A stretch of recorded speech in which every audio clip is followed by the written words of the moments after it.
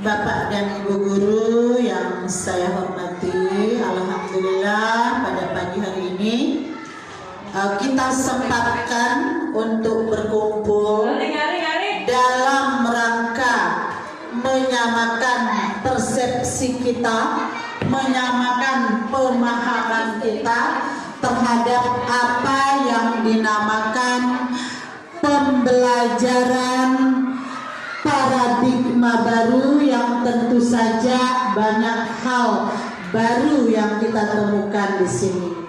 Nah, pada pagi hari ini sebelum kita lanjut ke materi, maka mari kita sama-sama selalu bersyukur dan selalu bersyukur kehadiran kita sudah membahas. Sebenarnya ini kegiatan lama, tetapi tidak ada salahnya ketika kita evaluasi kembali, ya. Kita berdiri sebagai sekolah penggerak masuk ke tahun kedua, Bapak dan Ibu. Tentu saja di mata orang lain, di mata sekolah-sekolah lain, kita termasuk sekolah yang patut diacungi jempol oleh orang lain karena pembelajaran kita sudah memang benar, sudah berbeda dengan sekolah-sekolah yang belum menjadi sekolah penggerak. Nah, setiap ada kesempatan selalu yang mengatakan ayo kita mulai dari diri sendiri. Apa maksud yang mengatakan seperti itu? Karena itulah intinya pembelajaran, merdeka belajar dan merdeka mengajar. Sama dengan capaian pembelajaran yang ada di Jawa. Jangan sampai kita mengatakan oh capaian di Lombok sama di Jawa berbeda. Kemudian elemen yang ada di Lombok dengan di Jawa beda. Tidak, Bapak dan Ibu. Karena itu adalah tujuan pendidikan nasional. Sebuah temuan ilmuwan di bidang pendidikan namanya taksonomi Bloom, teori taksonomi Bloom. Itu berlaku dari zaman dulu itu Bapak dan Ibu, ya.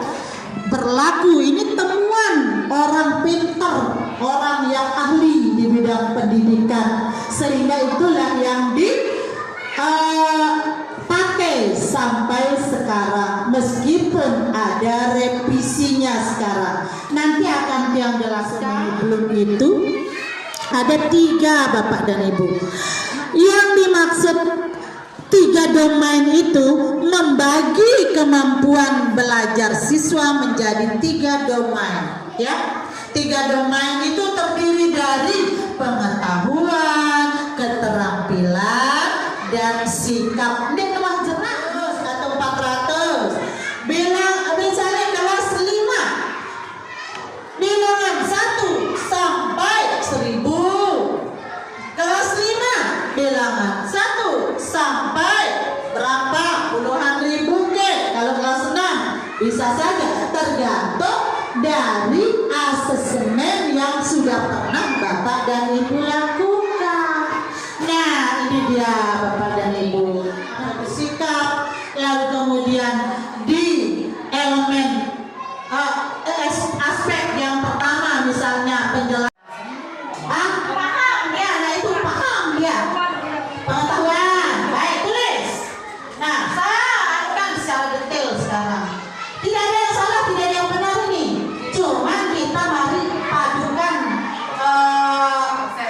persepsi kita terhadap aspek pembelajaran, konsep-konsep yang ada di kurikulum Merdeka.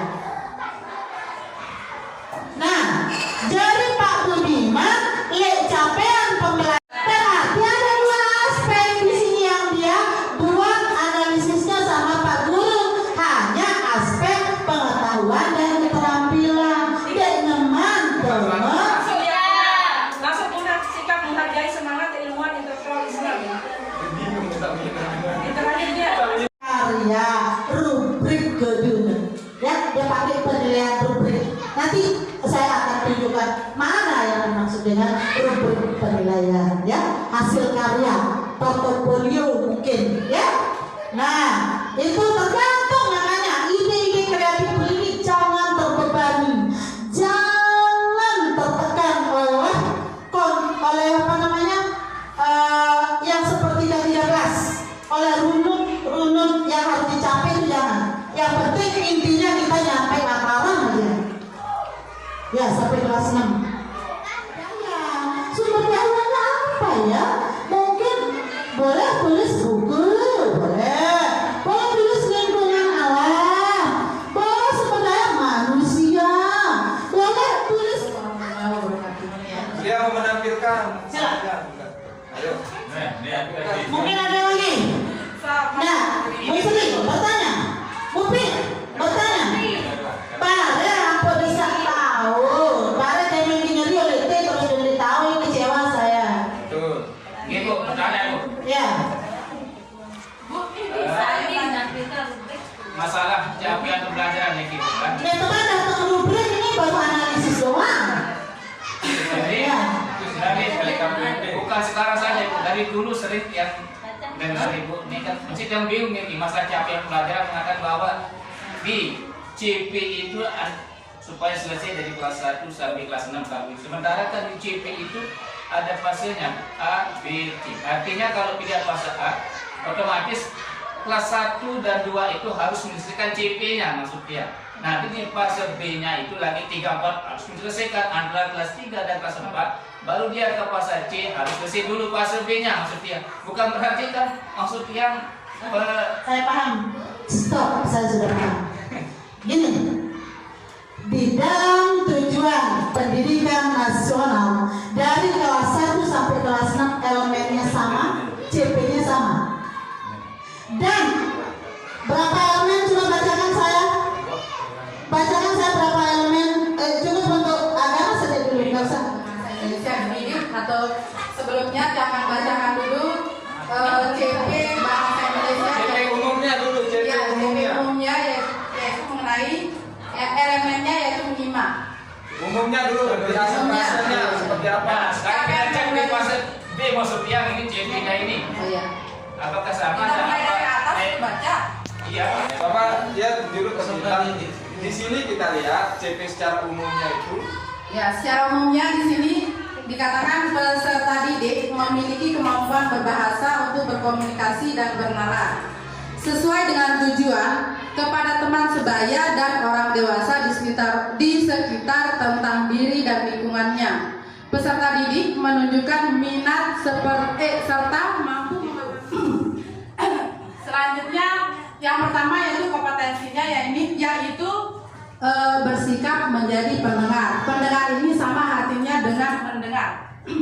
Yang kedua yaitu menunjukkan minat pada tuturan yang didengar. Nah, tuturannya di sini masuk ke konten. Yang selanjutnya yaitu memahami atau cerita rakyat, kan begitu. Nah, tulis narasi. Oh iya, ini nanti di aktivitasnya boleh ditulis dulu menuturkan sebuah cerita seperti itu kalau menurut saya Bu Siti. Jadi mohon maaf Bu Siti ya, cuma ini untuk kebaikan Makanya bersama. kalau ada masukan dari teman, itu tulis, nanti buat kesimpulan bahwa pertemuan kita hari ini loh kesimpulan yang kita capai dan kita sepakati untuk kita gunakan bersama. Nah, selanjutnya Kak Kari. Mana Bu Pit mana? dia ke jadi